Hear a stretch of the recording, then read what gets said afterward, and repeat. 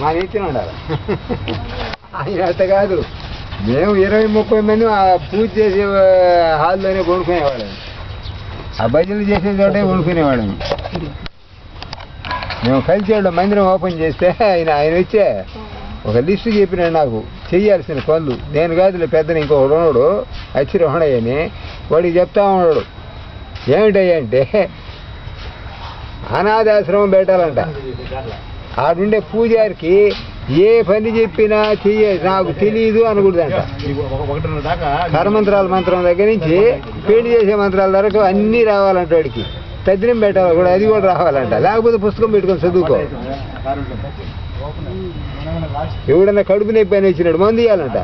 Homeopathy మందులు రెడీగా పెట్టుకొని నెల్లూరుకి వెళ్ళమని చెప్పకూడదు. నువ్వేంది తగ్గించేది, నీ మందుగా తగ్గించేది ఆయనకి దండం పెట్టుకో, విభూతి పెట్టు, దాంతో కూడా ఒక మాత్ర వాడి తృప్తి కోసం తగ్గిపోద్ది. ఆయన దగ్గర ఏమన్నా మంత్రాలు ఉన్నాయమ్మా? మంత్రాలు లేవు. చేలు కుట్టినాడు, పాము కుట్టినాడు అల్లాడుతూ వస్తారు.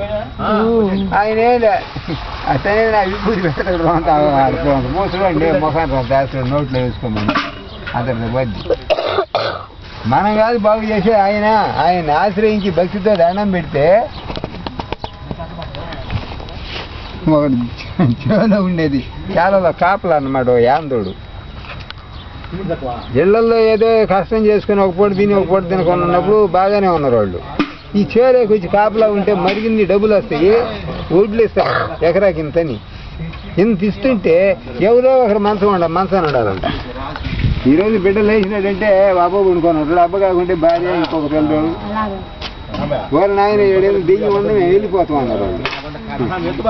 వాడి కూడా గొప్ప తెలియదు బరుపు చెప్పారా బొమ్మంటే అర్థం పోదు నీ దగ్గరికి వచ్చినామైనా అంత గద్దేనమ్మా ఇవ్వదే కాగితంలో పొట్లం కట్టించి ఎక్కడ మీరు తప్పకుండా ఉండేస్తారు అలా పొట్లం కట్టి మీరు దండం పెట్టండి మీకు అన్నీ బాగుంటాయి పోమంటాడు. నేను ఎట్ట పోయింది ఆ విభూతి ఇంటికి పోయింది ఒకసారి అలికి వాళ్ళు గుడిసేది కడ్డీలకి అందుకని ఒక కడ్డీ దూరంగా వెలిగిస్తేనే దండం పెట్టేది పాపం. ఎట్ట పోయింది మళ్ళీ ఆ విభూతి ఇంటికి చేరింది. ఆ తర్వాత మళ్ళీ వాళ్ళు ఎవరు జబ్బుపడదు. వాడు గురువారం అయిందంటే తెల్లపాటి స్నానం చేసి గుర్తుని కూడా పెట్టుకొని బయట వాళ్ళదే అందరూ వెళ్ళిపోయినారు. ఎవరు లేరు. నేను కలిసి ఎన్ని చేస్తాను కదా, నేను ఆడనే పడి ఉంటాను. బయట వాళ్ళది వాడు ఇప్పుడు అందరూ గొడవలు ఉత్తిని కూడా కట్టుకొని రావాలని ఎంత ఖర్చు తెచ్చినా ఒక సబ్బన్న కావాలి అని ఉతకడానికి. ఒక సబ్బు అంత ఖరీదును వాడు బేర్ చేసినాడు దాని దగ్గరికి రావాలని. వచ్చేటప్పుడు పావలైతే శాంగలు బెల్లం అంత కొద్ది పొట్లం వేస్తాడు. అదే పెట్టి బాత్రూమ్ దండాలు పెడతారు. అమ్మాయి ఈయన వాళ్ళు తెచ్చింది బెల్లమే కదా, ఈ శనగపప్పు కదా అని చూడు. అలా ఒక యాపిల్ పండు నుండి ఇచ్చేస్తాడు. దేవుడికి ఎవరో తెచ్చిపెట్టుంటారు అది ఇచ్చేస్తాడు.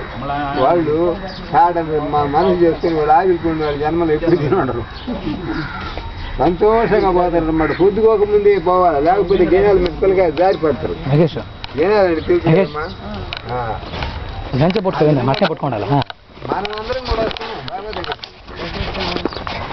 నాకు 12,000 రూపాయలు చేశాను. నాకేం చేస్తాం, నాకు ఎక్సెస్గా ఉండేది ఛార్జీలు పెట్టుకొని ఏదైనా తీసుకొచ్చి అక్కడ పెడతాం. వాళ్ళు ఆ పూటకి పాగుంటుంటారు. ఒక తిండి మానుకుంటే కానీ ఇవన్నీ రావు.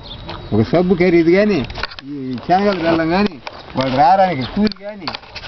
కాబట్టి అది భక్తి అంటేను అని వాళ్ళని అంతగా మెచ్చుకునేవాడు.